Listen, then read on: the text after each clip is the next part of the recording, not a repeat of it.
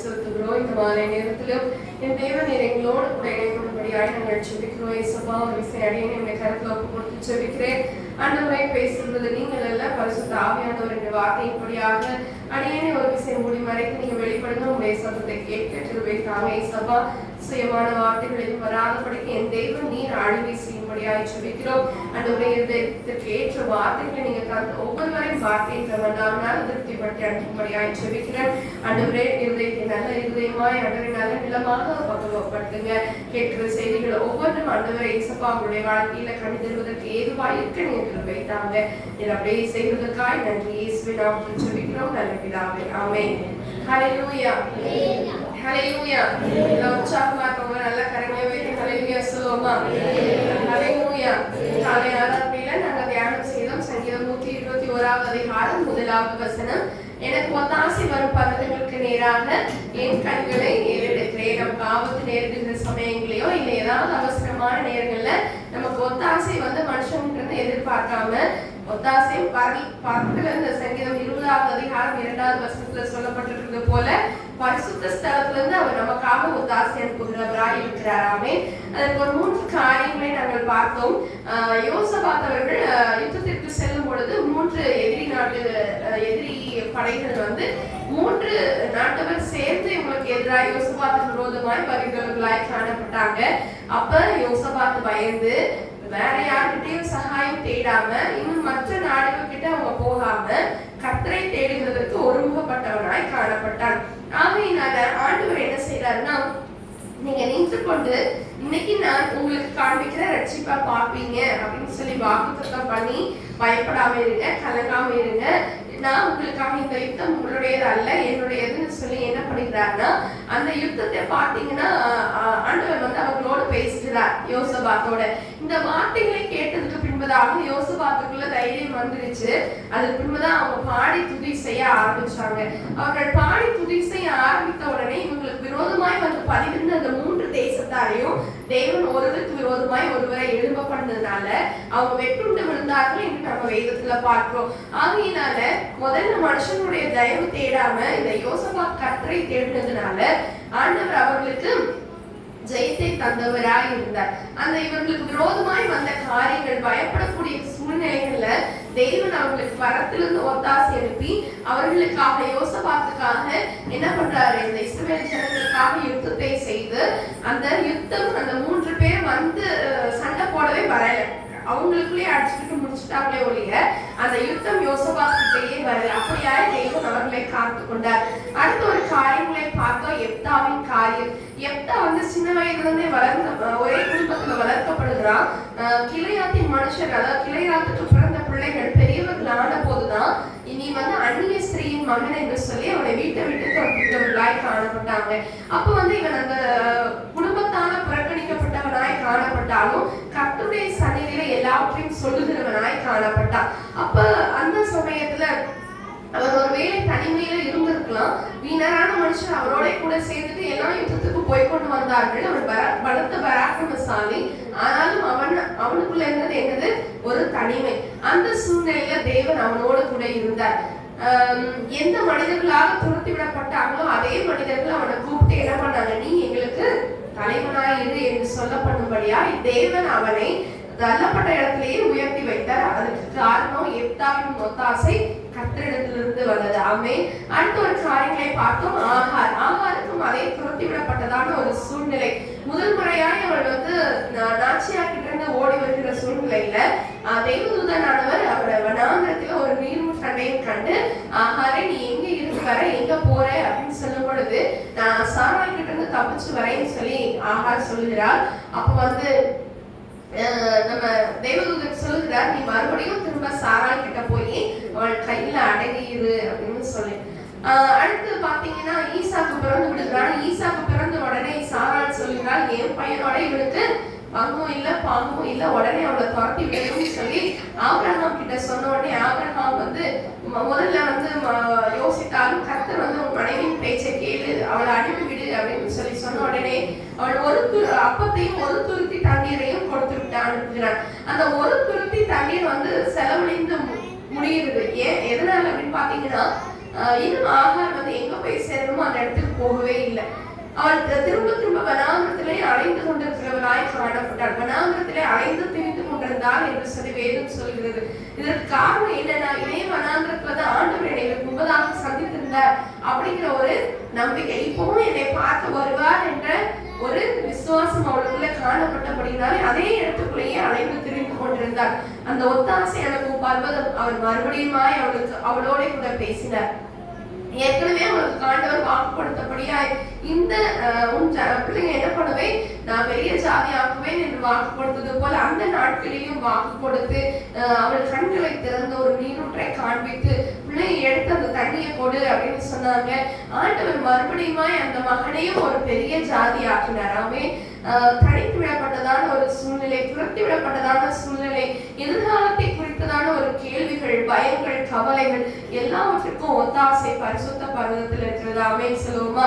ஆமென் சொல்லுங்களேன். இப்போ சாயங்கால ஆராதனையிலும் நாம் தியானிக்க போகிறோம். எடுத்து வாசிக்கிறோம். மத்தேயு சுவிசேஷ புத்தகம் 6ஆம் அதிகாரம் 34ஆவது வசனம். ஆகையால் நாளைக்காக கவலைப்படாதீர்கள், நாளை தினம் தன்னுடையவைகளுக்காக கவலைப்படும். ஆமென். அந்தந்த நாளுக்கு அதனதின் பாடு போதும். ஒவ்வொரு நாளுக்கும் தேவன் ஒவ்வொரு பாடுகளையும் வச்சிருப்பாரு. ஆமென். நாளை தினம் என்ன நடக்குதுன்னு சொல்லி என்ன பண்ணக்கூடாதா, கவலைப்படக்கூடாதா. இப்ப உட்கார்ந்துருக்கவங்களுக்கு நாளைக்கு பிள்ளைங்களுக்கு என்ன சமைச்சு கொடுத்து விடணுங்கிற கவலை நிறைய பேர் இருக்கும், இருக்கா? இப்ப நாளைய தினத்தை குறித்து என்ன இருக்கு, ஒரு கவலை. என்னத்த சமைப்பாரு முன்னாடி பார்த்தீங்கன்னா 25ஆவது வருஷத்துல வாசிப்போமா? ஆகையால் எண்ணத்தை உண்போம், எண்ணத்தை குடிப்போம் என்று உங்கள் ஜீவனுக்காகவும், எண்ணத்தை உடுப்போம் என்று உங்கள் சரத்துக்காகவும் கவலைப்படாதீர்கள் என்று உங்களுக்கு சொல்லுகிறேன்.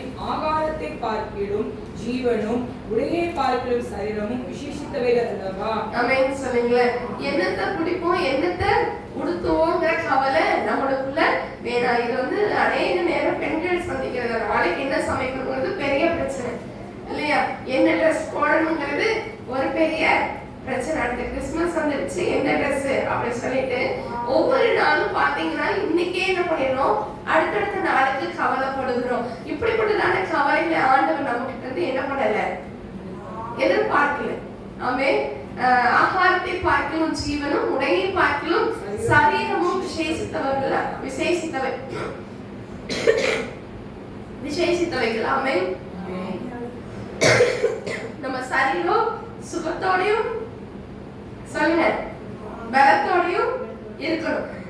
மீண்டும் இந்த 26ஆவது வசனத்தை எடுத்து வாசிக்க பட்சிகளை கவனித்து பாருங்கள். அவர்கள் விதைக்கிறதும் இல்லை, அறுக்கிறதும் இல்லை, களஞ்சிகளில் சேர்த்து வைக்கிறதும் இல்லை. அவைகளையும் உங்கள் பரமபிதா விளைப்பூட்டுகிறார். அவைகளை பார்க்க நீங்கள் விசேஷித்தவர்கள் அல்லவா? ஆமென் சொல்லுங்களேன். ஆகாயத்து பட்சிகளை கவனித்து பாருங்கள். அவைகள் என்ன செய்யல, விதைக்கல, அறுக்கல, களஞ்சியத்துல சேர்த்து வைக்கவும் இல்ல. அவைகளையும் உங்கள் பரமபிதா விளைப்பூட்டுகிறார். அவைகளை பார்க்கிலும் நீங்கள் விசேஷித்தவர்கள் அல்லவா? அவர் கூப்பிடுகிற காக்கை குஞ்சுக்கும் இறங்குகிற தேவன். ஆமென். அப்ப அந்த பறவைகளுக்குள்ள என்ன இல்லையா, கவலை இல்ல. அது எதையும் என்ன பண்ணல, சேர்த்து வைக்கவும் இல்லை. நாளைக்காக என்ன பண்றது கிடையாது. அந்த பறவைகள் கவலைப்படுகிறது கிடையாது. அப்போ நம்ம சாப்பிடுறதுக்காகவும் உடுக்கிறதுக்காகவும் கவலைப்படாம நம்மளுடைய ஜீவனுக்காக, ஆமென் சொல்லுங்களேன், நம்ம என்ன சாப்பிடுவோம் என்ன குடிப்போங்கிறது முக்கியம் இல்ல. நம்மளுடைய ஜீவன் நித்திய ஜீவனை அடைய வேண்டும். ஆமென். நம்ம கடைசியா நம்மளுடைய வாழ்க்கை முடியும் பொழுது நம்மளுடைய வாழ்க்கை எப்படி இருக்க வேண்டும், பரலோகத்துக்கு போகிறதுக்கு ஏற்ற காரியங்களை குறித்து நம்ம என்ன பண்ணணும், கவலைப்படுகிறவர்களாய் காணப்பட வேண்டும். ஆமென். அதே போல சாலமோன் முதலாய் காட்டு புஷ்பங்களை கவனித்து பாருங்கள். சாலமோன் முதலாய் என்ன சர்வ மகிமையிலும் அவைகளில் ஒன்றை போலாகிலும் உடுத்தி இருந்ததில்லை. அப்ப ஒவ்வொன்றையும் தேவன் அழகாய் படைத்திருக்கிறார். படைத்தவருக்கு தான் கடமை இருக்கு. நம்மளுக்கு தினமும் போஷிப்பதற்கு ஆண்டவருக்கு தெரியும். ஆமென். அவர் திமிங்கலங்களுக்கு கூட ஆகாரம் கொடுக்கிறாராம். ஆமென். திமிங்கலம் எவ்வளவு பெருசு, அதை காட்டிலும் நம்ம சின்னவங்க தான் இல்லையா? அப்ப நம்மளுக்கு அன்னன்னைக்குரிய காரியங்களை தேவன் என்ன பண்ணுவார், அதான் ஜெபத்துல கற்றுக் கொடுத்த காரியம் அதுதான். இன்னைக்கு தேவையான ஆகாரத்தை என்ன பண்ணுங்க, அன்றன்றுள்ள அப்பத்தை இன்று எங்களுக்கு தாங்க. இன்னைக்குரிய காரியத்தை குறித்து நம்ம ஆண்டவருடைய பாதத்துல காணப்படுகிறவர்களாய் காணப்படும். இன்னும் நாளைக்கு நான் என்ன செய்ய போறேன், இன்னும் சிலர் எல்லாம் நம்ம எல்லாம் பார்த்தோம் அப்படின்னா 10 வருஷம் கழிச்சு நம்ம வாழ்க்கை எப்படி இருக்குங்கிற ஒரு கவலை. அது நடக்காத ஒண்ணு குறிச்சு நம்மளே நடக்கிற மாதிரி என்ன பண்ணுவோம், யோசிச்சு அதுக்கு ஒரு கவலை வரும் பாருங்க.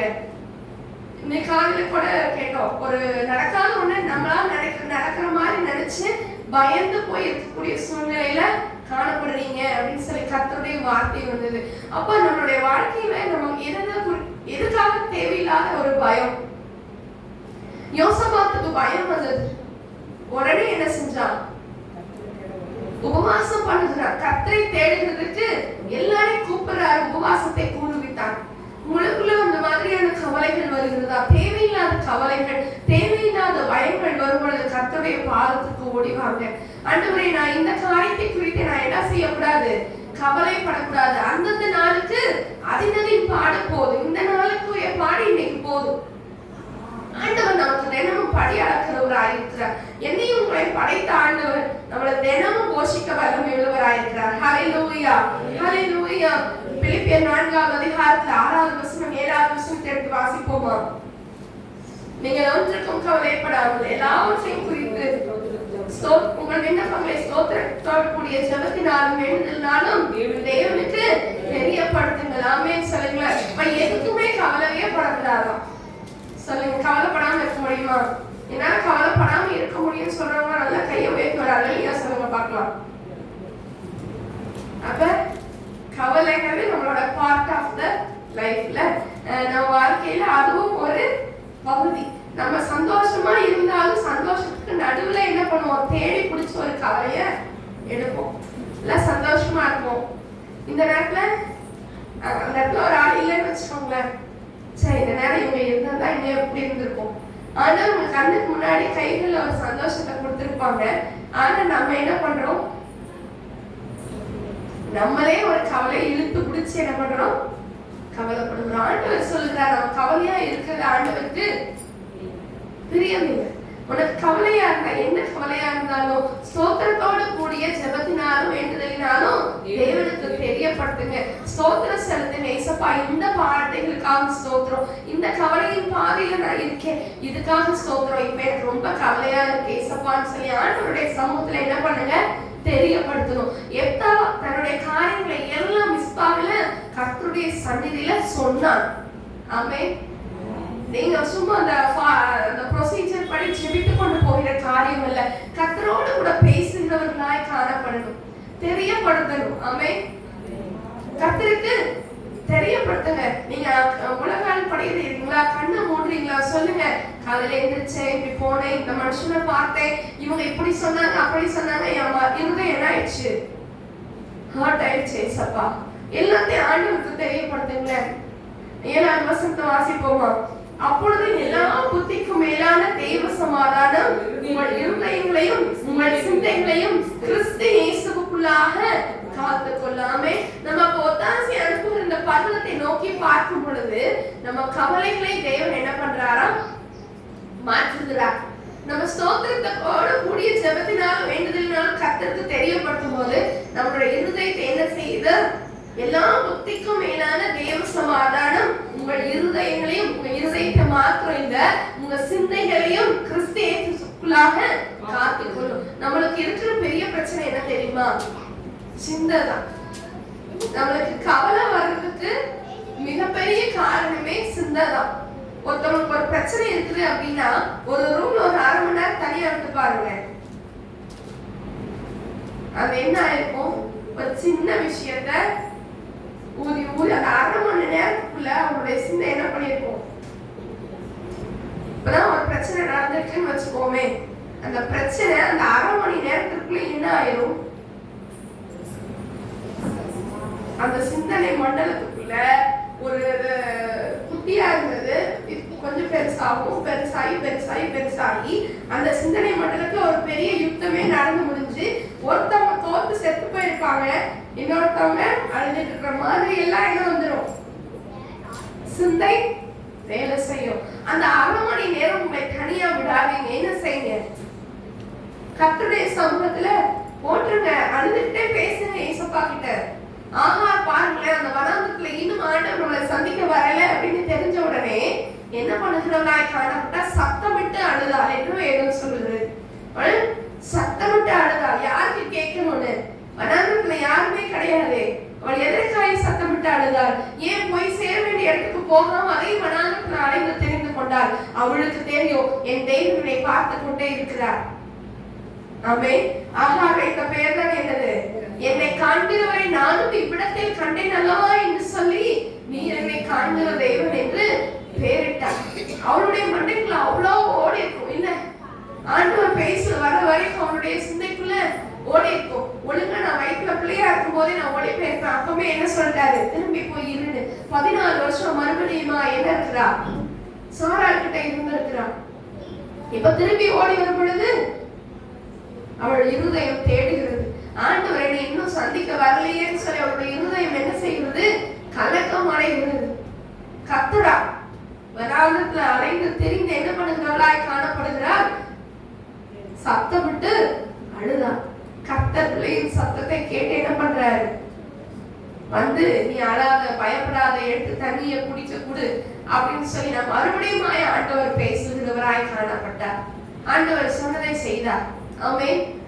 இன்னைக்கு ஆண்டவர் நம்ம கூட காலையிலிருந்து பேசுகிறது. உங்களுடைய இருதயம் பயப்படாமலும் கலங்காமலும் இருக்கட்டும். எதிர்காலத்தை குறித்த பயங்கள் வேண்டாம். நாளைய தினம் என்ன செய்ய போறோங்கிற கவலைகள் வேண்டாம். இந்த நாளைக்கு இதன் பாடு போதும். நாளைக்குரிய நாளைக்கு தேவன் பார்த்துக் கொள்வார். ஆமென். இன்னும் மீதியான நாட்கள் நம்ம எப்படி வாழ போறோங்கிற கவலை வேண்டாம். கர்த்தர் பார்த்துக் கொள்வார். ஆமென். யெகோவா நிசி, கர்த்தருடைய பர்வதத்துல எல்லாம் என்ன பண்ணும்? பார்த்துக் கொள்ளப்படும் என்று சொல்லி பெயர் வைத்தார். அப்படியாக ஆண்டவர் நம்ம கூடவே இருக்கிறார். எதுக்குமே கவலைப்படாதீங்க. எல்லாத்தையும் ஆண்டவருக்கு சொல்லிட்டா போதும். அவர் என்ன பண்ணுவாரு? உங்க இருதயத்தை, உங்களுடைய சிந்தையை என்ன பண்ணுவாரா? தேவ சமாதானம், எல்லா புத்திக்கும் மேலான சமாதானம், நம்மளுடைய புத்திக்கு மேலான ஒரு தேவ சமாதானம். இன்னைக்கு இந்த சமாதானம் இல்லாத படிக்கதான் நம்ம எப்படி இருக்கிறோம்? இருதயம் கலக்கம் அடைந்து கொண்டிருக்கிறது. ஹல்லேலூயா. யோவான் 14ஆம் அதிகாரம் 1ஆம் வசனத்தை எடுத்து வாசிப்போமா? உங்கள் இருதயம் கலங்காதிருப்பதாக தேவனிடத்தில் விசுவாசமாய் இருங்கள், என்னிடத்திலும் விசுவாசமாய் இருங்கள். அப்ப நம்ம இருதயம் கலங்காம என்ன செய்யணும்? முதலாவது எல்லாத்தையும் ஸ்தோத்திரத்தோட கூடிய ஜெபத்தினாலும் வேண்டுதலினாலும் தேவனுக்கு தெரியப்படுத்தணும். அடுத்த ஒரு காரியம், கலங்காமல் கர்த்தரிடத்துல விசுவாசமா இருக்கணும். ஆமென் சொல்லுங்களேன். அதே 14ஆம் அதிகாரம் 27ஆம் வசனத்தை வாசிப்போமா? சமாதானத்தை உங்களுக்கு வைத்து போகிறேன், என்னுடைய சமாதானத்தையே உங்களுக்கு கொடுக்கிறேன். உலகம் கொடுக்கிற பிரகாரம் நான் உங்களுக்கு கொடுக்கிறதில்லை. உங்கள் இருதயம் கலங்காமலும் பயப்படாமலும் இருப்பதாக. ஆமென் சொல்லுங்களேன். அப்ப நம்ம இருதயம் எப்படி இருக்க கூடாது? கலங்காமலும் பயப்படாமலும் இருக்கணும். ஏன் அப்படின்னா தேவனுடைய சமாதானம் நம்முடைய இருதயத்தை ஆட்கொள்ளும். ஆமென். அது இந்த உலகம் கொடுக்கிற பிரகாரமாக அல்ல. எப்படி கொடுக்கிறதா? யாரும் கொடுக்கவும் முடியாது, யாராலையும் எடுக்கவும் முடியாது. எப்போ நம்ம ஒத்தாசை வரக்கூடிய பருவத்தை நோக்கி நாம காத்திருக்கும் பொழுது நம்மளுடைய இருதயத்திலிருந்து என்ன பண்ண முடியாது? அந்த தெய்வ சமாதானத்தை யாராலும் எடுத்து போட முடியாது. இனிமேல் சமாதானம் இல்லாம இருந்தேன்னு சொல்லி என்ன சொல்ல முடியாது? கிறிஸ்தவ பிள்ளைங்களாகிய நாம சொல்லவே கூடாது. சமாதானத்தின் காரணர் அவர். ஆமென். சமாதான காரணர் இயேசு கிறிஸ்து. ஆமென். ஆமென் சொல்லுங்களேன். அந்த சமாதானத்தை கொடுக்கிற தேவனாகிய கர்த்தர் எனக்கும் உங்களுக்கும் இருக்கும் பொழுது நம்மளுடைய இருதயம் என்ன செய்யக்கூடாது? கலக்கம் அடையக்கூடாது. எதை குறித்து பயப்படக்கூடாது, எதை குறித்தும் கலக்கம் அடையக்கூடாது. ஏன்னா நம்மளுடைய இருதயம் முதல்ல நம்ம சிந்தை தப்பா போகும்பொழுது என்ன பண்ணிருக்க? ஸ்டார்டிங்லயே அது நம்மளுடைய சிந்தை அந்த ஒரு புள்ளி வைக்கும் பாருங்களேன். புள்ளி வச்சு கோடு போட்டு ரோடு போட்டு கோலம் போடுறதுக்குள்ள என்ன பண்ணிடணும்? புள்ளி வைக்கிறதுக்கு முன்னாடியே நம்மளுடைய சிந்தையை கர்த்தருடைய கருத்துல கொடுத்துடணும். ஆமென் சொல்லுங்க. ஆமென் சொல்லுங்களேன். இனிமே நம்மளுடைய சிந்தைக்குள்ள என்ன வரக்கூடாது? யுத்தம் வரக்கூடாது. நம்மளுடைய சிந்தை என்ன பண்ணக்கூடாது? நடக்காத ஒண்ணு நடந்த மாதிரி யோசித்து கலக்கம் அடையக்கூடாது. நம்மளுடைய இருதயத்துக்குள்ள யார் இருக்கணும்? சொல்லுங்க பார்க்கலாம். நம்மளுடைய இருதயத்துக்குள்ள யார் இருக்கணும்? ஏசப்பா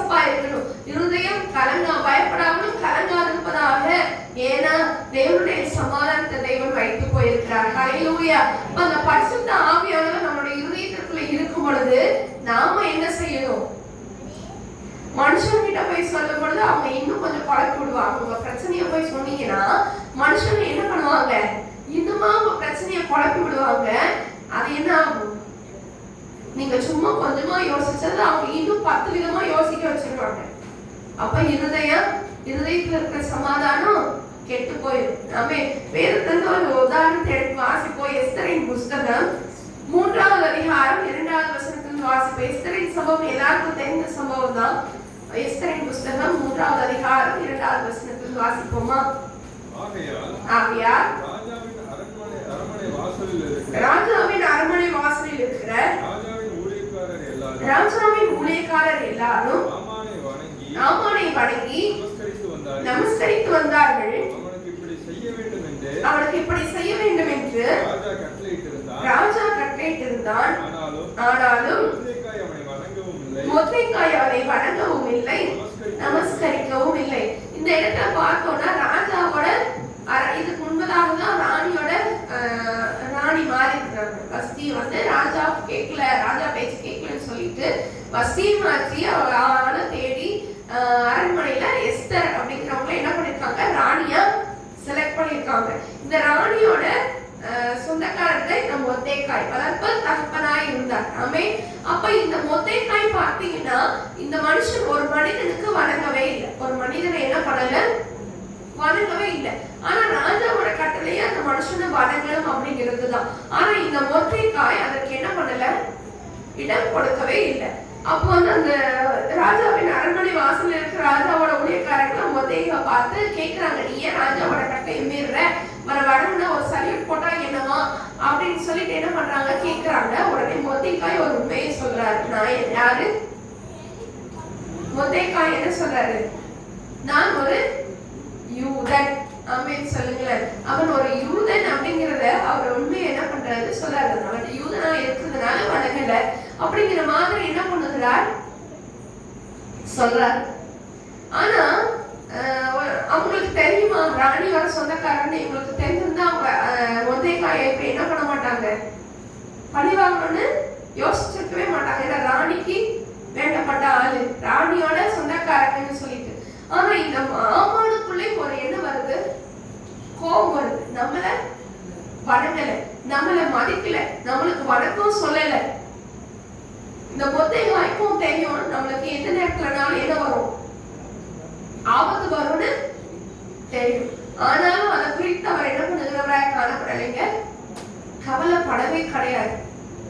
அவருடைய வாழ்க்கையில பாருங்க, அந்த கூட இருந்தவங்க என்ன பண்றாங்க அப்படின்னு பாத்தீங்கன்னா, மொர்தெகாயின் சொற்கள் நிலைநிற்குமோ என்று பார்க்கிறதுக்கு அதை ஆமானுக்கு தெரிவித்தாங்களாம். மொர்தெகாய் எப்படி இதுல ஜெயிச்சுருவாரா, எப்படி இருந்துருவாரான்னு பாத்துருவோம்னு சொல்லிட்டு அதை என்ன பண்றாங்க? ஆமானுக்கு அறிவிக்கிறாங்க. ஆமான் மொர்தெகாயை தன்னை வணங்கி நமஸ்கரியாதை கண்ட போது மூர்க்கம் கொண்டவனானான். அதுக்கப்புறம் அவர் யோசிக்கிறாரு, மொர்தெகாய் மாத்திரம் என்ன பண்ணக்கூடாது? கை வைக்க கூடாது. மொர்தெகாய் ஒரு ஆள தூக்க கூடாது. மொத்த அவரோட வம்சத்தையும் என்ன பண்ண போறோம்? 6வது வசனத்தை வாசிப்போமா? கை போடுவது அவனுக்கு அற்ப காரியமாக கண்டது. மொர்தெகாய் ஜனங்கள் இன்னார் என்று ஆமானுக்கு அறிவிக்கப்பட்டிருந்தபடியால் அகாஸ்வேருவின் ராஜ்யம் எங்கும் இருக்கிற மொர்தெகாயின் ஜனமாகிய யூதரை எல்லாம் சங்கரிக்க அவன் வகை தேடினான். இந்த இடத்துல பாருங்க, அவனுக்கு மொர்தெகாய் மேல மாத்திர கை வைக்கிறது அற்ப காரியமா? அப்ப அந்த ஆமானுக்குள்ள என்ன இருக்கு? நான் ஒரு பெரிய ஆளு, நான் நினைச்ச என்னனாலும் செய்யலாம். இவன் மாத்திரம் தூக்குனா அதோட சப்ப மேண்டரா போயிடும். அதனால மொர்தெகாயோட ஜனங்கள் மொத்தத்தை என்ன பண்ண போறோம்? தூக்கி நான் யாருன்றது காட்ட போறேன். ஆமென் சொல்லுங்க. இந்த இடத்துல நம்ம பல நேரங்களில் நம்ம சந்திக்கக்கூடிய மனிதர்கள் இப்படிதான் இருப்பாங்க. நம்மள நம்மளுடைய உயர்வு தலைவர்கள் ஒரு தடையாய் காணப்படலாம். நம்மளுடைய வாழ்க்கையோட பாத்தீங்கன்னா அடுத்த கட்டத்துக்கு முன்னேற முடியாதபடிக்கு என்ன பண்ணலாம்? தடை கற்களா இருக்கலாம். அதுக்கு முன்பதான் பாத்தீங்கன்னா நாள் குறிச்சிட்டாங்க. ஆமென். என்னன்னா அந்த யூதர்களை அழிப்பதற்காக நாள் குறிக்கப்படுகிறது. 7வது வசனத்துல அகாஸ்வேருவின் 12ஆம் வருஷம் நிசான் மாதமாகிய 1ஆம் மாதத்திலே ஆமானுக்கு முன்பாக பூரணப்பட்ட ஒரு சீட்டு ஒவ்வொரு நாளையும் ஒவ்வொரு மாதத்தையும் குறித்து போடப்பட்டு ஆதார் மாதமான 12ஆம் மாதத்தின் மேல் விழுந்தது. அப்பொழுது ஆமான் அகாஸ்வேரு ராஜாவை நோக்கி, உம்முடைய ராஜ்யத்தின் சகல நாடுகளிலும் உள்ள ஜனங்களுக்குள்ளே ஒருவித ஜனங்கள் சிதறுண்டு பரம்பி இருக்கிறார்கள். அவர்களுடைய வழக்கங்கள் சகல ஜனங்களுடைய வழக்கங்களுக்கும் விகற்பமாய் இருக்கிறது. அவர்கள் ராஜாவின் சட்டங்களை கை கொள்கிறதில்லை. ஆகையால் அவர்களை இப்படி விட்டிருக்கிறது ராஜாவுக்கு நியாயம் அல்ல அப்படின்னு சொல்லிட்டு என்ன பண்றாரு, ராஜாவோட மண்டையை கழுவிக்கிட்டு இருக்கிறாரு நாமான். இந்த மாதிரி என்ன பண்றாங்க, உங்களோட வழக்கத்தை அவங்களோட வழக்கமே விகற்பமா இருக்குது, அதனால அவங்கள எல்லாம் அழிச்சிடணும் அப்படின்னு சொல்லிட்டு ராஜா கிட்ட போய் நின்று பேசுகிறாரு. அவங்களை அழிக்கணும், அதுக்கு ராஜாவுக்கு சம்மதமான நம்ம எழுதி அனுப்பலாம். அப்ப நான் ராஜாவின் கஜானாவில கொண்டு வந்து செலுத்துறதுக்கு 10,000 தாளந்து வெளியே எண்ணி காரியக்காரர் கையில ஒப்பு கொடுப்பேன் அப்படின்னு சொல்றாரு. ராஜா கிட்ட என்ன சொல்றாரு, அப்பமா இந்த ராஜாவுக்கு தோணணும், என்ன தோணிருக்கணும், இவர் ஏன் ஒரு ஜனங்களை அடிக்கிறதுக்கு 10,000 தாளந்து வெளியே கொண்டு வந்து கொடுக்கணும், அப்ப இந்த ஒரு மனுஷனுக்கும் அந்த ஜனங்களுக்கு என்ன முன்கிறதோன்னு யோசிச்சிருக்கணும்ல. ஆனா என்ன பண்ணல, சரி ஓகே அவர் கேட்கிறாரு செஞ்சிருவோம் அப்படின்னு சொல்லி இந்த 10,000 வெள்ளி காசு நினைச்சிட்டாரு போல அகாஸ்வேரு ராஜா. உடனே என்ன பண்றாங்க, முத்திர மோதிரத்தை காட்டி கொடுத்தாச்சு. அடுத்த அஞ்சற்கார் கையில என்ன பண்றாங்க, அந்த குறிப்பிட்ட தேதியில யூதர்கள் ஒரே நாள்ல ஒரே நேரத்துல மொத்த யூதர்களையும் என்ன பண்றாங்க, என்ன பண்ண போறாங்கன்னா அழிக்க போறாங்க. இன்னைக்கு நம்மளுக்கு விரோதமா இப்படிப்பட்டதான காரியங்களை வைக்கலாம். என்ன பண்ணலாம், இந்த நாள் இந்த அமாவாசையில இந்த பௌர்ணமியில இந்த குடும்பம்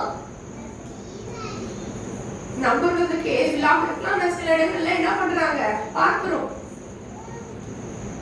நமக்கு இந்த நாள் குறிப்பதற்கு ஆண்டவராகிய கர்த்தர் ஒருவர் மாத்திரமே. ஆமென் சொல்லுங்களேன். நம்மளுக்கு விரோதமாய் நம்மளுடைய ஜீவனுக்கு விரோதமாய் யாராலும் என்ன செய்ய முடியாது, கை போட முடியவே முடியாது. நம்மளுடைய இருதயம் என்ன செய்யணும், கலங்காம இருக்கணும். ஆமென் சொல்லுங்களேன். நம்மளுடைய இருதயம் கலங்காமல் இருக்கணும். ஹல்லேலூயா. அப்போ இந்த இடத்துல அஞ்சல்காரர் கையில என்ன பண்றாங்க சொல்லுங்க, அஞ்சல்காரர் கையில அந்த இது கொடுத்து அனுப்பிட்டாங்க. அதே நேரத்தில் பாருங்களேன், 14வது வசனம், 15வது வசனம், 3வது அதிகாரம் 14, 15. அந்த நாளுக்கு ஆயத்தப்பட்டிருக்க வேண்டும் என்று சகல ஜனங்களுக்கும் கூறி அறிவிக்கிறதற்காக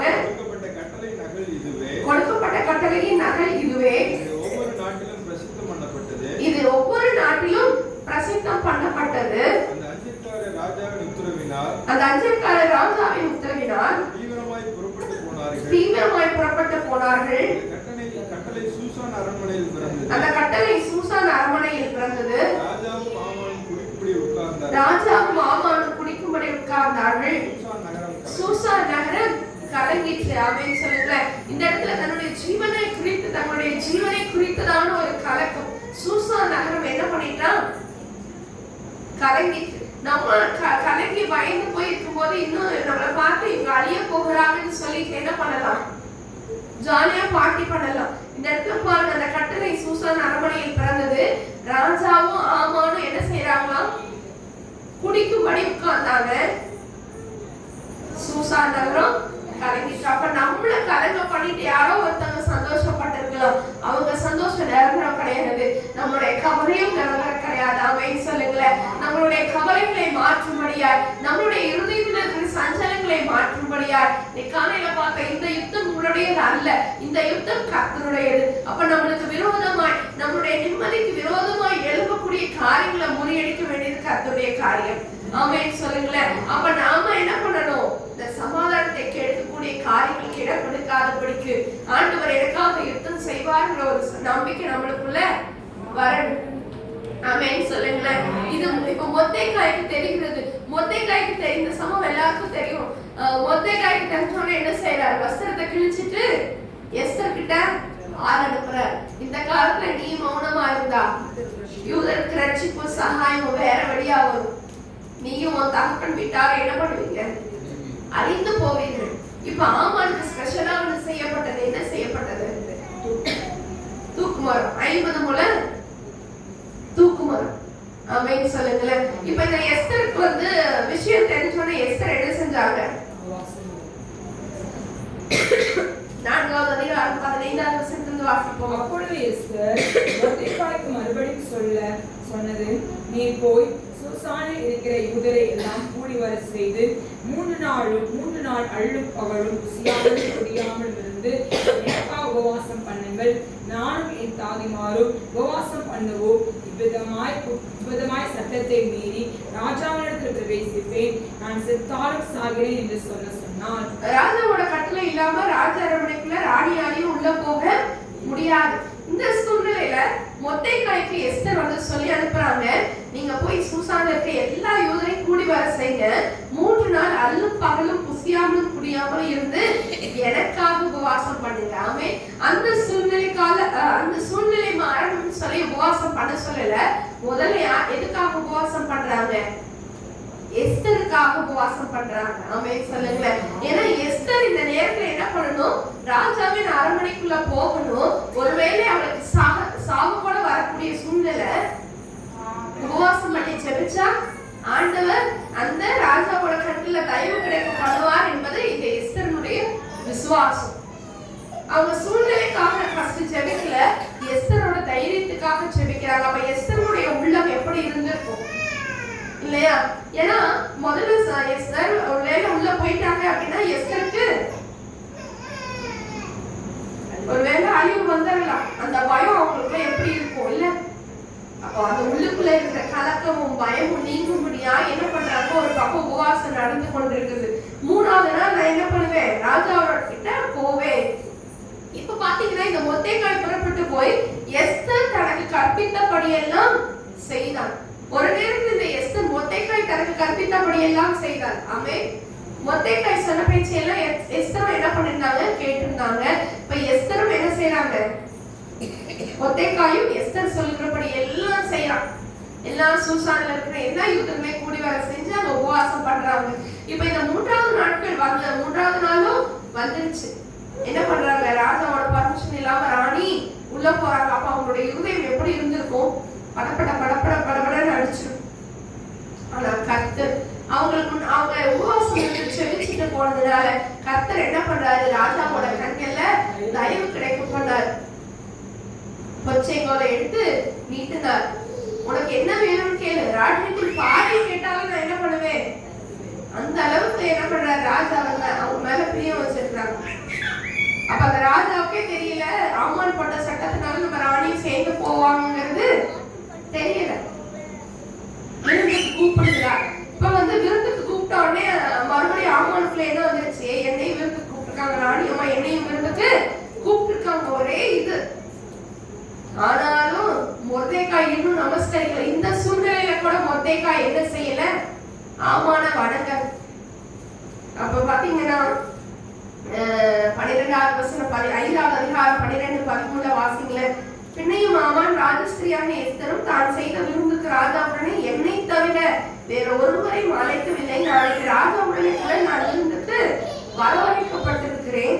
ஆனாலும் என்ன தவிர யாரையுமே அந்த விருந்துக்கு கூப்பிடல ராணி. சரியா? ஆனாலும் அந்த யூதனாகிய மொர்தெகாய் ராஜாவின் அரண்மனை வாசலில் உட்கார்ந்து இருக்கிறதை நான் காணும் அளவும் அந்த விருந்தெல்லாம் எனக்கு ஒண்ணுமே இல்லைன்னு சொல்றாங்க. அப்ப அவங்க மனைவி ஸ்டேஜ் என்ன பண்றாங்க? அவருடைய ஸ்நேகிதர் எல்லாரும் அவளை பார்த்துட்டு 50 முழம் உயரமான ஒரு தூக்கு மரம் செய்யப்படட்டும், அதுல மொர்தெகாயை தூக்கி போடும்படி நாளைய தினம் நீ ராஜாவுக்கு சொல்லணும். இன்னைக்கு வேணுதா, நாளைக்கு நீங்க என்ன பண்ணுங்க? அந்த தூக்கு மரத்துல போய் தூக்கு மரத்தை பத்தி ராஜாவுக்கு சொல்லி மொர்தெகாயை தூக்கி போட்டுருங்க. இன்னைக்கு நீங்க என்ன பண்ணுங்க? பின்பு சந்தோஷமாய் ராஜாவுடனே கூட விருந்துக்கு போகலாம் அப்படின்னு சொன்னாங்க. இந்த காரியம் ஆமானுக்கு நன்றாய் கண்டது. போய் சொல்லிட்டு அதுக்கப்புறம் விருந்துக்கு போயிருங்க அப்படின்னு சொல்லிட்டு இந்த காரியம் ஆமானுக்கு நன்றாய் கண்டது. ஆனா கர்த்தருடைய பார்வைக்கு இது அப்படி அல்ல. ஆமென் சொல்லுங்களேன். கர்த்தர் பாருங்களேன், ராத்திரி பூரா யாருக்கு தூக்கம் வரவிடல? அந்த ராஜாவுக்கு தூக்கம் வரவிடல. அந்த தானியேல் சிங்கக்கவியில் இருந்தாங்க. ராத்திரி ஃபுல்லா யார் தூங்கல? ராஜா தூங்கல. கர்த்தருடைய பிள்ளைகளுக்கு ஒரு ஆபத்து அப்படின்னா அதுக்கு உருவாக காரணமா இருக்கிறவங்களுக்கு தூக்கம் வராது. ஆமென் சொல்லுங்களேன். நம்மளுடைய சமாதானத்தை கெடுத்து யாரும் எங்க நிம்மதியா அமைதியாவே இருக்க அவங்களுக்கு தூக்கம் வராது. அமைதி சொல்லுங்களேன். அவங்களுக்கு தேவன் தூக்கம் வரவிடவே மாட்டார். இங்க ராஜாவுக்கு தூக்கம் வரல, அதனால என்ன பண்ணுங்க, இதை பண்ணுங்க அதை பண்ணுங்கன்னு சொல்லி பாக்குறாரு. கடைசியா ஆமான் வந்து அந்த நேரத்துல போய் தூக்குமாரத்தை பத்தி சொல்றதுக்கு முன்னாடி நம்முடைய ஆண்டவர் என்ன செய்யறாரு, கர்த்தராகிய ஆண்டவர் ராஜாவுக்கு மொர்தெகாயை பத்தி சொல்றாரு. ஆமென் சொல்லுங்களேன். யாருடைய பரிந்துரை வந்து கண்டிப்பா வந்து அக்செப்ட் ஆகும் சொல்லுங்க பார்க்கலாம். உங்களை வந்து உங்களுடைய வாழ்க்கையில தலைகளா மாத்தணும்னு சொல்லி ஏதாவது ஒரு மனுஷன் உங்களுக்கு எதிராக யோசனை பண்ணிட்டு இருக்கலாம். உங்க யோசனை போய் சேர்றதுக்கு முன்னாடி ஆண்டவர் ஒரு யோசனை உங்களுடைய உயர்வுக்காக வைத்திருப்பார். ஆமென் ஆமென் சொல்லுங்களேன். அப்ப நம்மளுடைய வாழ்க்கையில உயர்வுகளை தடை செய்வதற்கு எந்த மனிதனாலையும் முடியாது. மொர்தெகாயை குறிச்சு விருந்துக்கு முன்னாடி இந்த ஆமான் சொல்லணும்னு நினைச்சிட்டு இருந்தாரு. ஆமானுக்கு முன்னாடி ஆண்டவர் கிரியை செய்ய ஆரம்பிக்கிறார். ஆமென். ஆமான் வந்து போய் சொல்வதற்கு முன்பதாகவே ஆமான் விடுச்சதுக்கு அப்புறம் போய் சொல்லுவாரு. ராத்திரி பூரா ஆண்டவர் என்ன பண்றாரு, மொர்தெகாய் செய்த நல்ல காரியங்களை எடுத்து வாசிக்க வச்சாங்க. அப்ப இந்த ராஜாவுக்கு இத்தனை இது எப்போ நடந்த சம்பவங்கள், இதை வந்து புஸ்தகத்துல எழுதி வைக்கப்பட்டிருக்குது. ஆனா இந்த ராத்திரி நேரத்துல ஏன் எடுத்து வாசிக்கணும்? ஆமென். எந்த இடத்துல தலை குனிய பண்ணணும்னு நினைக்கிறாங்களோ அந்த இடத்துல ஆண்டவர் உயர்த்துவதற்கு சித்தம் உள்ளவராயிருக்கிறாங்க. ஆமென். அப்போ இந்த இடத்துல என்ன பண்றாங்க, அப்போ மொர்தெகாய் ஒண்ணுமே செய்யலையா அப்படின்னு சொல்லி ராஜா கேட்கிறவராய் காணப்படுகிறார்.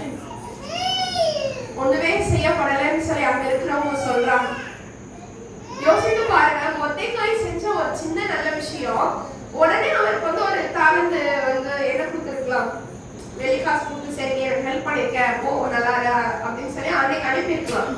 சில நேரம் நம்ம செய்யக்கூடிய காரியங்களுக்கு ஏன் இன்னும் நமக்கு கிரெடிட் கிடைக்கலன்னு நம்ம யோசிக்கலாம் இல்லையா? மொர்தெகாய் அப்படியும் யோசிக்கல. அவர் ராஜாவோட உயிரை ஒரு நேரத்துல காப்பாத்துனா அதுக்கான நல்லது எவ்வளவு நாட்கள் கழித்து கிடைக்கிறது இல்லையா? நமக்கு உடனே ஒரு காரியத்துக்கு கிரெடிட் கிடைக்கலன்னு நம்ம யோசிக்கலாம், ஒரு அங்கீகாரம் கிடைக்கலன்னு யோசிக்கலாம். ஆனா எல்லாமே எழுதப்பட்டிருக்கிறது. ஆமென் சொல்லுங்களேன். நீங்க செய்யக்கூடிய ஒவ்வொரு நல்ல நல்ல காரியங்களும் கர்த்தருடைய புஸ்தகத்துல எழுதப்பட்டிருக்கிறது. அதற்கான பிரதிபலனை தெய்வம் செய்வார். இந்த ரொம்ப நாள் கழிச்சு இவனுக்கு இன்னைக்கு இந்த மொர்தெகாய் உயிருக்கு ஆபத்து அந்த ராத்திரி நேரத்துல தான் என்ன பண்றார், ராஜாவுக்கு ஞாபகப்படுத்துறார். இவனுக்கு என்ன செஞ்சிருக்குன்னு கேட்டோடனே ஒன்னும் செய்யல அப்படின்னு சொல்லியிருக்கான். இப்ப ஆமான் பாத்தீங்கன்னா வராரு. ஆமான் என்ன பண்றாரு, 6வது அதிகாரம் 4வது வசனத்தை வாசிப்போமா? ஆமான் செய்த தூக்குமரத்திலே மொர்தெகாயை தூக்கி போட வேண்டும் என்று ராஜாவிடத்தில் பேசும்படி ராஜ அரண்மனையின் வெளிமுற்றத்திலே வந்திருந்தான். அப்பொழுது ராஜா முற்றத்தில் இருக்கிறது யார் என்று கேட்டார். ராஜாவின் ஊழியக்காரர் அவனை நோக்கி, இதோ ஆமான் முற்றத்திலே நிற்கிறான் என்றார்கள். ராஜா அவன் உள்ளே வரட்டும் என்றான். ஆமான் உள்ளே வந்தபோது ராஜா அவனை நோக்கி, ராஜா கனம் பண்ண விரும்புகிற மனுஷனுக்கு என்ன செய்யப்பட வேண்டும் என்று கேட்டான். அதற்கு ஆமான், என்னை இன்றி யாரை ராஜா கனம் பண்ண விரும்புவார் என்று தன் மனதிலே நினைத்து. யோசித்து பாருங்களேன். ஆமான் வந்துட்டாரு, வெளியில நிக்கிறாரு. ஆமானுக்குள்ள என்ன வந்துச்சு, என்ன தவிர ராஜா யாரதான் கனம் பண்ணணும்னு நினைப்பார் அப்படின்னு சொல்லிட்டு ஒரு இது.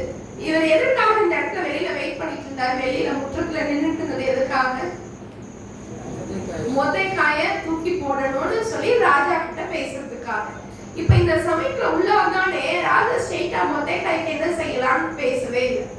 எப்படி பேசுறாரு, ராஜா கனம் பண்ணணும்னு நினைக்கிற எந்த மனுஷன் அழிக்கணும்னு நினைக்கிறானோ அந்த மனுஷன்கிட்டயே ஐடியா வருது. உடனே நம்மளதான் அப்படின்னு சொல்லி நினைச்சிட்டு அவரோட மொத்த ஆசையும் சேர்த்து என்ன பண்றாரு, கொட்டிட்டாரு. ஆனா ஆமான வச்சுதான் வந்து தூக்குல போட போறோம்னு சொல்லி ஆமான் நினைச்சுக்கலாம். அதே ஆமான வச்சுதான் ஆண்டவர் என்ன செய்யறாரு, மொர்தெகாயை உயர்த்துகிறார்.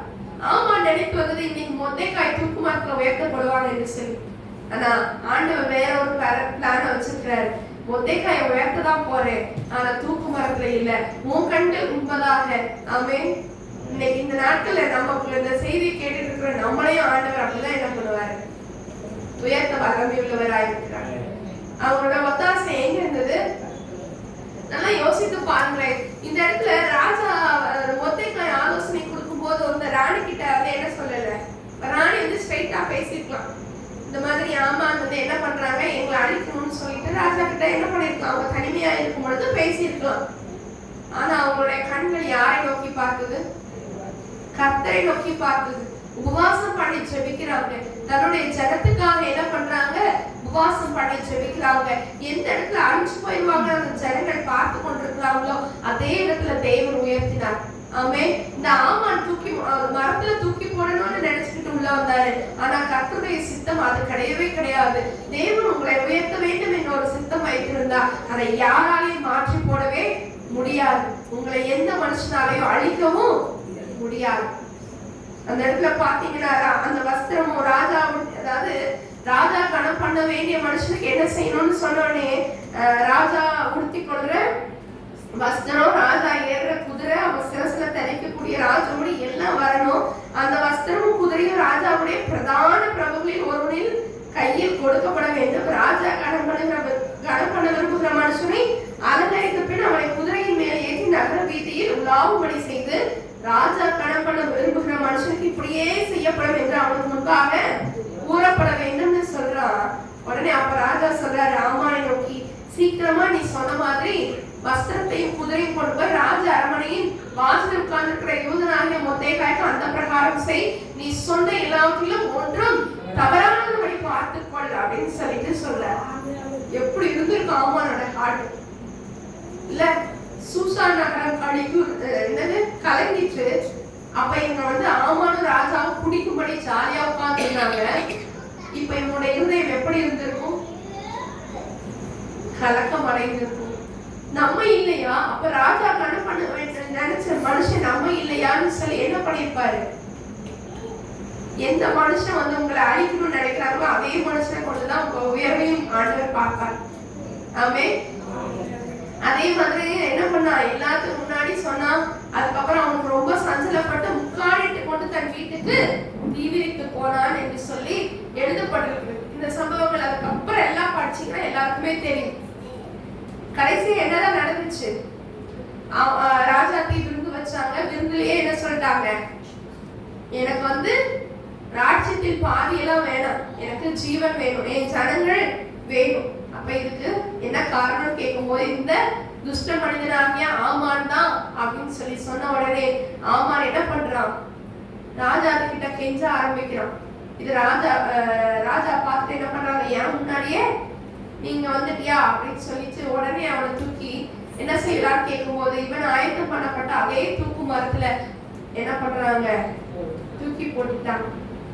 ஆனாலும் இன்னும் கொடுக்கப்பட்ட ராஜாவின் மோதிரத்தினால கொடுக்கப்பட்ட அந்த பேப்பர் எல்லாமே என்ன பண்ணிடுச்சு? நாடு ஃபுல்லா போயிடுச்சு. அந்த நாள்ல குறிக்கப்பட்ட அதே நாள்ல என்ன செய்ய போறாங்க? யூதர்கள் அழிக்கதான் போறாங்க. இங்க என்ன ஆயிடுச்சு? இந்த திட்டத்துக்கு எல்லாம் காரணமான ஆமான் அழிக்கப்பட்டு போயிட்டான். அவனே நினைச்சிருக்க மாட்டான்.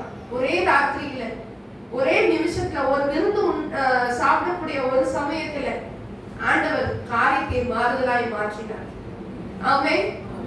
அவருடைய சூழ்நிலைகளை என்ன பண்றாரு? மாற்றுகிறார். இவன் ஆயத்தம் பண்ணின இதே, அதாவது நமக்கு விரிக்கிற வழியில, நமக்கு விரிக்கிற குழியில, நமக்கு விரிக்கிற வழியில அவங்கதான் விழணும். ஆனா உங்க கண்கள் அதை குறித்து கவலைப்படக்கூடாது. உங்களுடைய இருதயம் கலங்காமல் பயப்படாமல் இருக்கணும். அந்த சூழ்நிலை பார்த்து அவங்க பயந்ததை காட்டிலும் அவங்களுக்குள்ள இருந்த விசுவாசம் எப்படி இருந்தது? இந்த உபவாசத்துக்கு வல்லமை இருக்கு. ஆமென் சொல்லுங்களேன். இந்த உபவாசத்திற்கு வல்லமை இருக்கிறது. இன்னைக்கு நம்மளுக்குள்ள அதே விசுவாசம் வேணும். நம்ம இருதயம் கலங்கி தவிக்கும் பொழுது எப்படி சூசான் நகரத்துக்குள்ள காரியம் மாறுதலாய் முடிந்ததோ அதே தேவனை தான் நாமளும் ஆராதித்துக் கொண்டிருக்கிறோம். ஆண்டவர் காரியத்தை மாறுதலாய் முடியப்படுவார். ஆமென் சொல்லுங்களேன். அதற்கு பின்பதாக ஆமான் வீட்டை எஸ்தருக்கு கொடுக்கிறாரு. நம்ம 8வது அதிகாரத்துல வாசிப்போமா? 15வது வசனத்துல, அப்பொழுது மொர்தெகாய் இளநீலமும் வெள்ளையமான ராஜவஸ்திரமும் பெரிய பொன்முடியும் பட்டும் இரத்தாம்பரமும் அணிந்தவனாய் ராஜாவினிடத்திலிருந்து புறப்பட்டான். சூசான் நகரம் ஆர்ப்பரித்து மகிழ்ந்தது. ஆமென் சொல்லுங்களேன். சூசான் நகரம் ஆர்ப்பரித்து மகிழ்ந்தது. 3வது அதிகாரத்துல பார்த்தோம் சூசான் நகரம் கலங்கிற்று. இந்த இடத்துல பாருங்க, சூசான் நகரம் ஆர்ப்பரித்து மகிழ்ந்தது. இந்த 2 பீரியடுக்கு நடுவுல என்ன காரியங்கள் நடந்துச்சு பாருங்களேன். கலக்கத்துக்கும் மகிழ்ச்சிக்கும் நடுவுல என்ன சம்பவங்கள்லாம் நடந்துச்சு? கலக்கம் வந்தோடனே அவங்க பூர்வித்தது உபவாசம். உபவாசம் முடிஞ்ச உடனே அடுத்து என்ன நடக்கிறது? எஸ்தர் ராஜாவின் சமூகத்திற்குள்ள தைரியமாய் ஒரு முடிவு எடுக்கிறார். காரணம் விசுவாசம். இந்த உபவாச ஜெபத்தின் எல்லாமே என்ன பண்ணுவோம்? என்னை காப்பாற்றுங்கிற ஒரு விசுவாசத்தோட அவள் வந்து கால்களை எடுத்து வைக்கிறார். மொர்தெகாய் வாசல்ல இருக்கிற மொர்தெகாயினுடைய காரியங்களை கர்த்தர் என்ன பண்ணுகிறார்? ராஜாவுக்கு நினைவூட்டுகிறார். இந்த உபவாசம் முடிச்சதுக்கு அப்புறம் பாத்தீங்கன்னா ஒவ்வொரு காரியங்களும் கர்த்தர் யுத்தம் பண்ணுகிறவராய் காணப்படுகிறார். ஆமென் சொல்லுங்களேன். மீதி எல்லா காரியங்களும் பாத்தீங்கன்னா ஆண்டவராலே நடக்கப்பட்ட காரியங்கள். ஆமென். ராஜாவுக்கு தூக்கம் வராத காரணம் யாரு? ஆண்டவர் தான். ஆமென் சொல்லுங்களேன். அவ தூக்கம் வராம அவர் என்னென்ன பண்ணிருக்கலாம், மியூசிக் போடுங்கன்னு சொல்லிருக்கலாம், வேற ஏதாவது ட்ரை பண்ணிருக்கலாம். தூக்கம் வருவதற்கு வேற முயற்சி எடுக்கலாம். எடுத்து அந்த 4ஆம் புத்தகத்தை எடுத்து வாசிங்க அப்படின்னு சொன்னாரு. அதுல ஆண்டவர் என்ன பண்றாரு? அன்னைக்கு மொர்தெகாயோட சம்பவத்தை அவர் என்ன பண்றாரு? ஹைலைட் பண்றாரு. கரெக்டா? ஹைலைட் பண்ணதுக்கு அப்புறம் ஆமான் என்ன செய்யறாரு? ஒரு பக்கம் மொர்தெகாய்க்கு விரோதமாய் வந்து ஒரு மனுஷன் செயல்பட்டிருக்கான். இன்னொரு பக்கம் யூத ஜனங்களுக்கு ஏதுவாய் தேவன் செயல்பட்டு கொண்டிருக்கிறார். கடைசியா யார் தான் ஜெயிக்க முடியும்? நம்முடைய கர்த்தரை தாண்டி நம்மளை யாரா தொட முடியுமா? அவருடைய கண்ணின் மணியை நம்மளை உன்னை தொடுகிறவன் என் கண்மணியை தொடுகிறான். அப்ப கண்மணி என்ன பண்ண முடியாது? யாராவது வீட்டுல போய் ட்ரை பண்ணுங்க. உங்க கண்மணியை தொட்டு நான் கண்மணியை தொட்டுட்டேன்னு சொல்லுங்க. உங்களாலேயே உங்க கண்மணியை தொட முடியாது. ஆமென் சொல்லுங்களேன். அப்ப தேவன் நம்மளை அப்படியாய் வைத்திருக்கிறார். அவருடைய இமைக்குள்ள வச்சிருக்கிறார். சட்டை நிழலுக்குள்ள வச்சிருக்கிறார். ஒரு பக்கம் மனுஷனுடைய செயல்கள் இந்த யூதர்களை அழிக்கும்படியா, இன்னொரு பக்கம் ஆண்டவர் யுத்தத்தை செய்து கொண்டிருக்கிறார். ஆமென். இதுதான் வந்து என்னது? கலக்கத்துக்கும் மகிழ்ச்சிக்கும் நடுவுல நடக்கிறது. நடுவுல ஒன்னே ஒண்ணுதான் இவங்க செஞ்சாங்க. என்ன செஞ்சாங்க? உபவாசம் பண்ணி ஜெபிச்சாங்க. இந்த உபவாசத்துல தேவன் என்ன செய்யறாரு? யுத்தத்தை செய்ய வல்லமை உள்ளவராய் இருக்கிறார். இன்னைக்கு நீங்க செய்ய வேண்டியது, உங்களுடைய இருதயம் கலங்கி தவித்துக் கொண்டிருக்கும் போது நீங்க உபவாசத்தை ஜெபிங்க. காலையில யோசபாத் என்ன செஞ்சாரு? அங்க ஏதாவது நடந்ததா? அவருக்கு பயம் வந்துச்சு, திகில் வந்துச்சு, கடைசியா ஜெயமும் வந்துச்சு. நடுவுல என்னதான் நடந்தது? அவங்க உபவாசிச்சாங்க, பாடி துதி செஞ்சாங்க. கிரியை செய்தது யாரு? ஆண்டவர் தான் கிரியை செய்தார். என்ன செஞ்சாரு?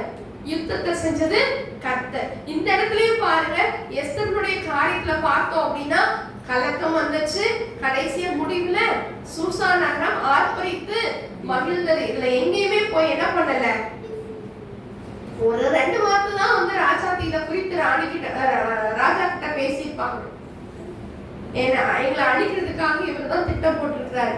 மத்தபடி கிரியை செய்தது எல்லாம் ஆண்டவராக இயேசு கிறிஸ்து. ஆமென் சொல்லுங்களேன். அப்ப கர்த்தர் வந்து நம்மளுக்காக யுத்தம் செய்ய இருக்கும் பொழுது நம்மளுடைய இருதயம் வந்து என்ன பண்ணக்கூடாது? கலக்கம் அடையவே கூடாது. ஆமென்.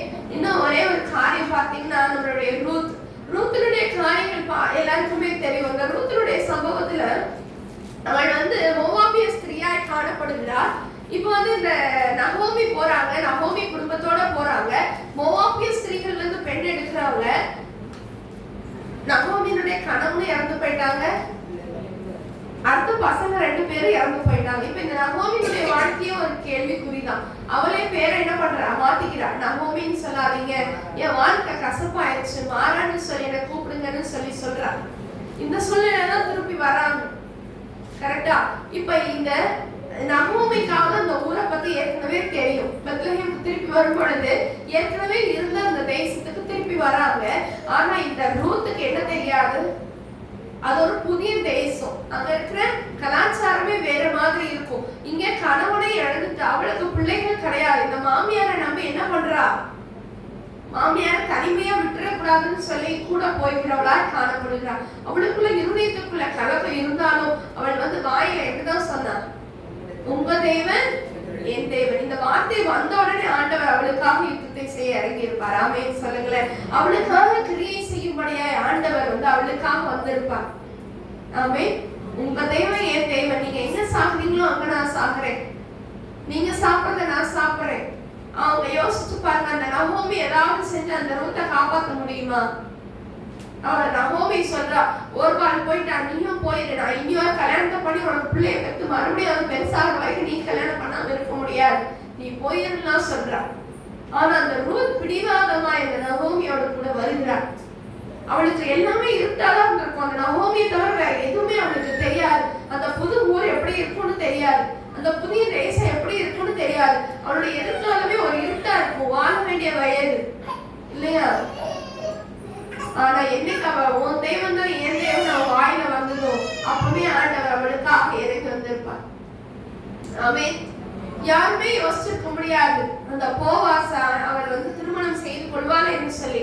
அவளுக்கே நினைச்சிருக்க மாட்டா, ரூத்தே என்ன பண்ணிருக்க மாட்டா, நம்மளுக்கு இன்னொரு வாழ்க்கை உண்டுன்னு கூட என்ன பண்ணிருக்க மாட்டா, நினைச்சிருக்க மாட்டா. நீங்க எங்க இருக்கீங்களோ அங்க இருக்கேன், நான் வாரேன் அப்படின்னு சொல்லிட்டு கூட வந்தா. ஆமென். ரூத்தினுடைய வாழ்க்கையை தேவன் என்ன பண்றாரு? அவருடைய செட்டைகளின் கீழே வந்தவனுக்கு நிறைவான பலன் உண்டாயிருப்ப. ரூத் எடுத்து வாசிக்கலாமா? ரூத்தின் புஸ்தகம்.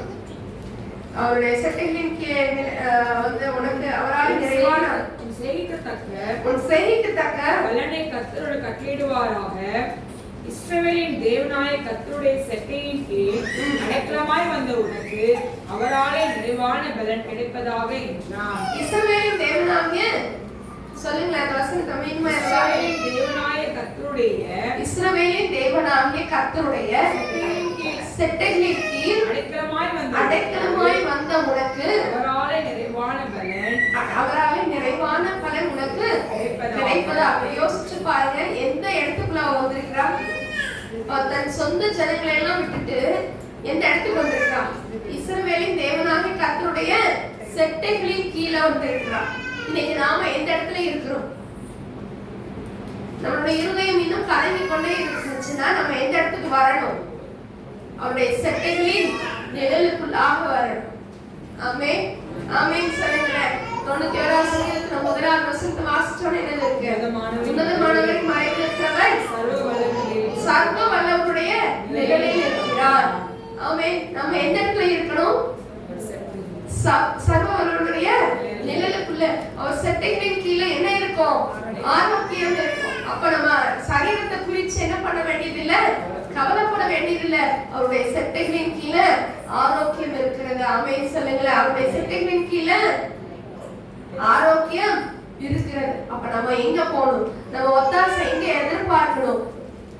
மனுஷன்கிட்டயா கர்த்தர்கிட்டயா? கர்த்தருடைய சமூகத்தில். ஆமென். நம்ம அடைக்கலமா இருக்கிற கிறிஸ்து. ஆமென். நமக்கு தேவன் நமக்கு அடைக்கலம் வரணும். ஆபத்து காலத்தில் அனுகூலமான துணைவானவர். ரூத்தினுடைய வாழ்க்கையில தேவன் என்ன பண்றாரு? முடிந்து போன வாழ்க்கையை மீண்டுமாய் ஆண்டவர் துளிர்க்க செய்தார். ஆமென் சொல்லுங்களேன். முடிஞ்சு போச்சுன்னு ரூத் நினைச்சிருக்கலாம், முடிஞ்சு போயிடுச்சு நகோமி நினைச்சிருக்கலாம். ஆண்டவர் என்ன பண்றார்? துளிர்க்க பண்ணினார். அதே ரூத் கிட்ட இருந்துதான் யார் வந்தாங்க? ஓபேத்.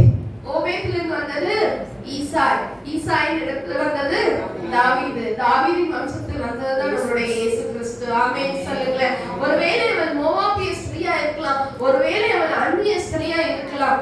ஆனா ஆண்டவர் மனுஷங்க பார்க்கிற மாதிரி அவள் அந்நிய ஸ்திரீ என்று பார்க்கல. ஆமென் சொல்லுங்களேன். போவாஸ் ஒரு காரியத்தை செய்திருப்பார். என்ன காட்டிலும் உனக்கு இன்னும் நெருங்கின ஒரு இடத்தான் இருக்கான், அவன் உனக்கு கல்யாணம் பண்ணிக்கல அப்படின்னு நான் பண்ணிக்கிறேன் அப்படின்னு சொல்லிட்டு என்ன பண்றாரு? அந்த மனுஷன்கிட்ட போய் பேசுறார் போவாஸ். யா ஆமென் சொல்லுங்களேன். அவளுக்காக பேசுவதற்காக அங்க ஒரு மனுஷனை வைக்கிறார். அவளை நேசிப்பதற்கான மனுஷனையும் ஆண்டவர் என்ன பண்ணிருக்கிறாரு? அங்க வச்சிருக்கிறார். அவள் குடும்பத்தை கட்டுவித்தார். முடிச்சு போன இடத்துல தேவன் என்ன பண்றாரு? துளிர்க்கும்படியாய் செய்யறார். இன்னைக்கு நம்மள பார்த்து மனுஷங்க நினைக்கலாம், ஒத்தைக்காயோட வாழ்க்கை இனிமே அவ்வளவுதான் முடிஞ்சு போயிடுச்சுன்னு சொல்லி ஆமான அவனுடைய குடும்பத்தார் நினைச்சிருக்கலாம். தேவன் அந்த இடத்துல துளிர்க்கப்படுகிறவராய் காணப்பட்டார். ஒரு உயர்வை தேவன் கொடுத்தார். ஆமென் சொல்லுங்களேன். அவன் ராஜா கனப்படுகிற மனுஷனாய் தேவன் அவனை மாற்றினார். ரூத்தினுடைய வாழ்க்கை முடிஞ்சு போச்சு அவ்வளவுதான் சொல்லி அவளே நினைச்சிருக்கலாம். தேவன் துளிர்க்க பண்ணினார். இன்னைக்கு நம்மள பார்த்து இவங்க இவ்வளவுதான் முடிஞ்சு போயிடுவாங்க அவ்வளவுதான் நம்மளை பார்த்து சொல்ற மனுஷங்க முன்னாடி தேவன் நம்மளை துளிர்க்க வைக்க வல்லமை உள்ளவராய் இருக்கிறார். நல்ல ஒரு ஆமென் சொல்லுவோமா? ஆமென் ஹல்லேலூயா. இனிமே நம்ம வாழ்க்கை குறித்து கலக்கம் நம்மளுக்கு தேவையா? என்னத்தை குடிப்போம், என்னத்தை உடுத்துவோங்கிற கவலை தேவையா? இல்ல. நீங்க எதற்கும் கவலைப்படாதீங்க. ஒத்தாசை அனுப்பும் பர்வதம் நம்ம கூடவே இருக்கிறார். ஆமென். அவர் சங்கீதம் 20ஆம் அதிகாரம் 2ஆவது வசனத்தை எடுத்து வாசிப்போமே. எல்லாரும் எடுங்க. சங்கீதம் புத்தகம் 20ஆம் அதிகாரம் 2ஆவது வசனம் எல்லாரும் சேர்ந்து வாசிக்கலாம். சங்கீதங்களின் புத்தகம் 20ஆவது அதிகாரம் 2ஆவது வசனம் வாசிப்போமா? அவர் பரிசுத்த ஸ்தலத்திலிருந்து உமக்கு ஒத்தாசை அனுப்பி சீயோனிலிருந்து உம்மை ஆதரிப்பாராக. இன்றைக்கு கையை வச்சு சொல்லுங்க. அவர் பரிசுத்த ஸ்தலத்திலிருந்து எனக்கு ஒத்தாசை அனுப்பி சீயோனிலிருந்து என்னை ஆதரிப்பார். சேர்ந்து வாசிப்போமா? அவர் பரிசுத்த ஸ்தலத்திலிருந்து எனக்கு ஒத்தாசை அனுப்பி சீயோனிலிருந்து என்னை ஆதரிப்பார். ஆமென் சொல்லுங்களேன். நம்மளை போஷிப்பதற்கு, நம்மளை ஆதரிப்பதற்கு அவர் சீயோனிலிருந்து நமக்கு ஒத்தாசை அனுப்புகிறவராய் இருக்கிறார். ஹல்லேலூயா, ஹல்லேலூயா. எல்லாரும் சேர்ந்து எழுந்து நிற்போமா? ஒத்தாசை அனுப்பும் பர்வதமே. எல்லாரும் முடிஞ்சு போச்சுன்னு சொல்லலாம். ஆனா ஆண்டவர் நம்மளுக்காக வாழ்க்கையை வச்சிருக்கிறார். நம்ம எதிர்காலத்தை குறித்து ஒருவேளை கவலைகளும் கலக்கங்களும் இருக்கலாம். நாளைக்கு நம்ம என்னவா இருக்குமோங்கிற ஒரு பயம் நம்மை சூழ்ந்து கொண்டிருக்கலாம். பயத்தை மாற்றி போடுகிற ஆண்டவர், கவலைகளை மாற்றி போடுகிற ஆண்டவர், உலகம் கொடுக்கவும் எடுக்கவும் முடியாத சமாதானத்தை நம்மளுடைய இருதயத்திற்குள்ளாக வைத்து போயிருக்கிற ஆண்டவர். இல்ல கேளுங்களேன். இசப்பா ஒத்தாசை அனுப்புகிற பர்வதமே. எல்லாமே முடிஞ்சிச்சு இந்த மனுஷங்க சொல்லலாம். ஆனா நீங்க என்ன பாக்குறது அப்படி அல்ல சுவாமி. மனுஷங்க பாக்குற விதமா நீங்க என்ன பார்க்கல ஏசப்பா. நீங்க என்ன பார்க்கிற விதம் வேற சுவாமி. ஏன்னா நாங்க உங்க பார்வைக்கு விசேஷித்தவர்கள், நாங்க உங்க பார்வைக்கு விளையாட பெற்றவர்கள் அப்பா. உங்களுடைய கருத்துக்குள்ள நாங்க அலங்காரமா இருக்கிறோம் சுவாமி. எங்களை அழகா வச்சிருக்கீங்க ஏசப்பா. வீணான கவலைகள் எங்களுக்கு வேண்டாம். அழிந்து போகிற காரியங்களை குறித்துதான கவலைகள் வேண்டாம் ஏசப்பா. உடுத்துவதற்கு கவலைகள் வேண்டாம். என்னத்தை சாப்பிடுவோங்கிற கவலை எங்களுக்கு வேண்டாம் ஏசப்பா. எல்லாரும் சேர்ந்து ஒரு பாடலை பாடுவோமா? எல்லாமே முடிந்தது என்று என்னை பார்த்து எழுந்தது, ஆனாலும் நீங்க என்ன கண்ட விதம் பெரியது. என் உயர்வின் பெருமை எல்லாம் ஒவ்வொருவர் புரியுது. இன்னைக்கு நாம தேவன் ஆண்டவர் உயர்த்தி வச்சிருக்கிறார்னா அது ஆண்டவருக்கு மாத்திரம்தான் அந்த கிரெடிட். தேவன் இல்லாம நம்மளுக்கு உயர்வு இல்லை. நம்மளை தள்ளிவிடணும்னு சொல்லி எத்தனையோ பேர் பார்த்திருக்கலாம். ஆனா ஆண்டவர் பார்த்த விதம் வேறு விதமாயிருக்கு. எல்லாமே முடிந்தது என்று என்னை பார்த்து இவர்கள் இனி என்றும் எழுப்புவதில்லை என்று சொல்லி நகைத்தனர். எல்லாமே முடிந்தது என்று என்னை பார்த்து இவர்கள் இனி என்றும் எழுப்புவதில்லை என்று சொல்லி நகைத்தனர். ஆனாலும் நீங்க என்னை கண்ட விதம் பெரியது.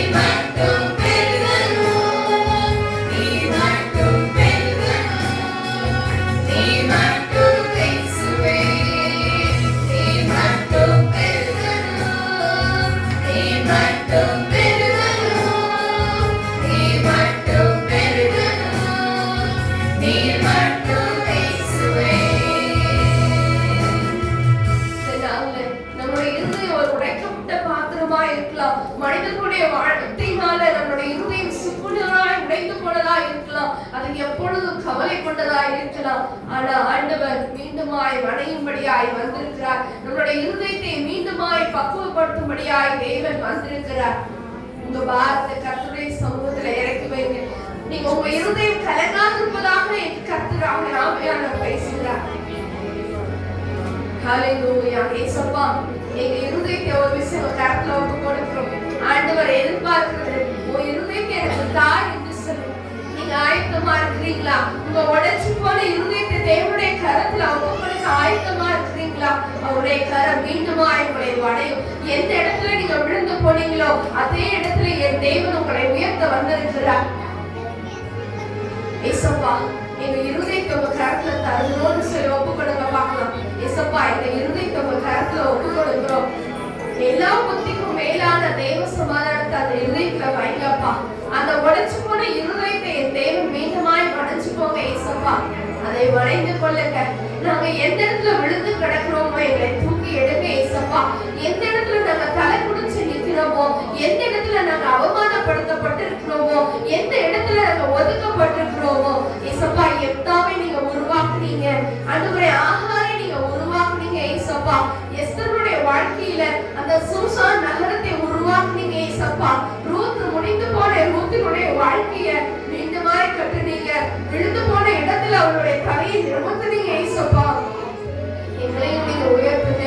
அதே ஆண்டவரை நாங்க ஆராதிக்கிறோம். உங்க இருதயம் பயப்படாமல் கலங்காமல் இருப்பதாக சொல்லியிருக்கீங்களே, எல்லாத்தையும் ஸ்தோத்திரத்து கொடுக்கக்கூடிய ஜெபத்தினால வேண்டுதலினால தேவனுக்கு தெரியப்படுத்துங்கன்னு சொல்லியிருக்கீங்களே. ஏசப்பா, நாங்க உங்க பாதத்துல வைக்கிறோம்.